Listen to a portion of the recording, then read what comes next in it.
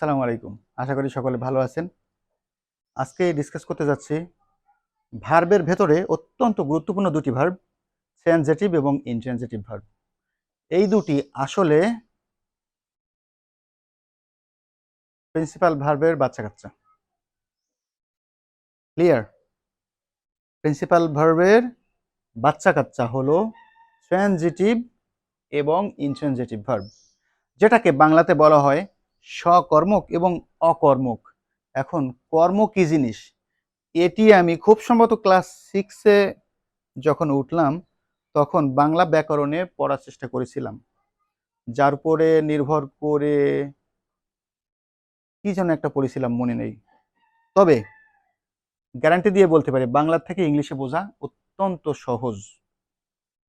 আমি সেই সময় কর্ম কি জিনিস বুঝি নাই, কিন্তু যখন ইংলিশে পড়তে গেলাম তখন আমার কাছে পানির থেকেও সোজা মনে হলো। আসুন দেখা যাক। ট্রানজিটিভ মিন্স সকর্মক এবং ট্রানজিটিভ মিন্স সকর্মক। তাহলে ইনট্রানজিটিভ মিন্স সকর্মক নয়, দ্যাট মিন্স অকর্মক। অর্থাৎ যে ভার্ব কর্ম, এখন কর্মের ইংলিশটা কি? কর্মের ইংলিশ হচ্ছে অবজেক্ট। কর্মের ইংলিশ কি? অবজেক্ট। যে ভার্ব অবজেক্ট নিতে পারে অথবা কর্ম ধারণ করতে পারে সে ভার্বকে ট্রানজিটিভ ভার্ব বলা হয়, এবং যে ভার্ব অবজেক্ট নিতে পারে না অথবা কর্ম ধারণ করতে পারে না সেটিকে বলা হয় অকর্মক বা ইনট্রানজিটিভ ভার্ব। ওকে, আমার ভিডিওর মাঝে প্রচুর পরিমাণে ন্যাচারাল সাউন্ড আসবে, মাইন্ড করবেন না কেউ, পেঁয়াজ বিক্রি হচ্ছে। ওকে, তাহলে সকর্মক এবং অকর্মক, object with object and without object অথবা অবজেক্ট লেস। এখন জাতির কাছে প্রশ্ন হলো, সব ভার্ব কি আসলে অবজেক্ট নিতে পারে অথবা কর্ম নিতে পারে? উত্তর হলো, যদি সব ভার্ব অবজেক্ট বা কর্ম নিতে পারতো তাহলে এই সকর্মক বা অকর্মক আলাদা আলাদা আলাদা ভার্বের নাম হতো না, অথবা ট্রানজিটিভ ইনট্রানজিটিভ নামে কোনো ভার্বের নামকরণ করা হতো না। দ্যাট মিন্স সব ভার্ব অবজেক্ট নিতে পারে না।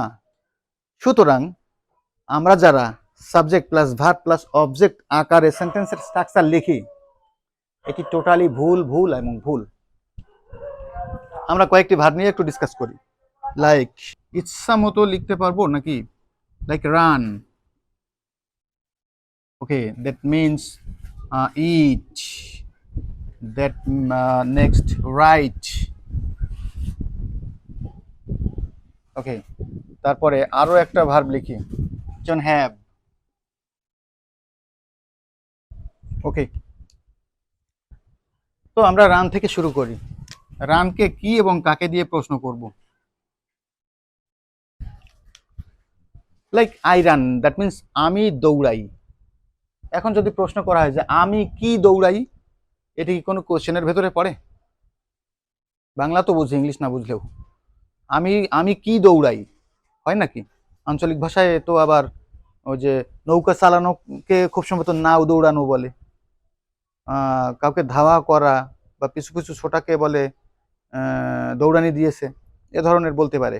তো আঞ্চলিকতা পরিহার করার চেষ্টা করি আমরা। ওকে, বোঝার ক্ষেত্রে অবশ্যই আঞ্চলিক ভাষা আমাদের কি বলে, হেরিটেজ, এটাই বলে তো নাকি? তাহলে আমি কি দৌড়াই এটা কিন্তু কোনো আনসার দেয় না। আমি কাকে দৌড়াই এটিও কোনো আনসার দেয় না। সুতরাং রান ভার্বের অবজেক্ট নেওয়ার কোনো ক্ষমতা নেই। জোর করে অবজেক্ট দিতে হয় মাঝে মাঝে পজিটিভ ভার্ব আকারে যদি আমরা দেখি, তো সেটি পরের কথা। ওকে, দেন ইট, ইটকে যদি আমি কোশ্চেন করি, আমি খাই, মনে করি আমি কি খাই, হ্যাঁ উত্তর হতে পারে আমি বার্গার খাই,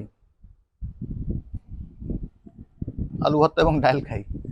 আমি কাকে খাই এটি কিন্তু উত্তর দেয় না। দ্যাট মিন্স এটি একটি সঠিক উত্তর দিতে পারে। সুতরাং এই ভার্বটি একটি অবজেক্ট নিতে পারে। প্রশ্ন তো দুটোই করব। ওকে, দেন রাইট, আমি কি লিখি, হ্যাঁ চিঠি লিখি। আমি কাকে লিখি? বন্ধুকে লিখি। সঠিক উত্তর দুটোই। এবার হ্যাভকে প্রশ্ন করা যাক। হ্যাভ মিন্স কি? আছে, হ্যাভ মিন্স কিন্তু কখনোই আসে না, হ্যাভের কোনো মিনিং হয় না। অধিকার বোঝানোর ক্ষেত্রে আমরা হ্যাভ ভার্বটা ব্যবহার করি। এটি নিয়ে আমার আরও একটি ভিডিও আছে, অবশ্যই দেখবেন। দ্বিতীয় কথা হচ্ছে, আমাদের কথা ছিল যে শুধুমাত্র ডু ভার্বকে আমরা কোশ্চেন করার ক্ষমতা রাখি। এটি কিন্তু ডু ভার্ব না, এটি হচ্ছে হ্যাভ ভার্ব। অনেকে জোর করে ভয়েস চেঞ্জের ক্ষেত্রে ভয়েস চেঞ্জ করে থাকেন। আমরা এখন ভয়েস চেঞ্জের কথা যেহেতু আসলে, আমরা ট্রানজিটিভ এবং ইনট্রানজিটিভ ভার্ব কেন শিখছি? কারণ আমাদের পরবর্তী ভিডিও আসবে ভয়েস চেঞ্জের উপরে। এর আগে আমাদের অবশ্যই জরুরি ট্রানজিটিভ এবং ইনট্রানজিটিভ ভার্ব নিয়ে একটা কমপ্লিট বা ক্লিয়ার ধারণা রাখা। আদারওয়াইজ আমরা ওই কমপ্লিমেন্টকে সাবজেক্ট আকারে প্রকাশ করে ভয়েস চেঞ্জ করে ফেলবো। আমি জানবো যে আমার সঠিক হয়েছে, স্যার দেবে ঘ্যাসাং করে কেটে, স্যার বুঝলেও দিবে, না বুঝলেও দিবে।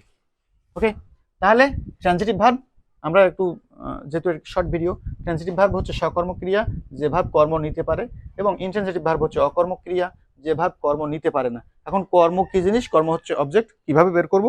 এই ডু ভার্বকে অথবা অ্যাকশন ভার্বকে আমরা কি এবং কাকে, এই দুটি কথা দিয়ে প্রশ্ন করব। যদি উত্তর আসে সঠিক, তাহলে সেটি হবে অবজেক্ট, এবং যদি সঠিক উত্তর না দিতে পারে অথবা যদি কোনো উত্তরই না দিতে পারে, তাহলে তো সেখানে অবজেক্ট থাকার কোনো প্রশ্নই ওঠে না। এবং আমরা কিন্তু বি ভার্ব এবং হ্যাভ ভার্ব বা মোডাল ভার্বকে এই জাতীয় প্রশ্ন করতে পারবো না। এই জাতীয় প্রশ্ন করলে তারা বিরক্ত হবে। আশা করি বিষয়টা বোঝাতে সক্ষম হয়েছি। আল্লাহ হাফেজ।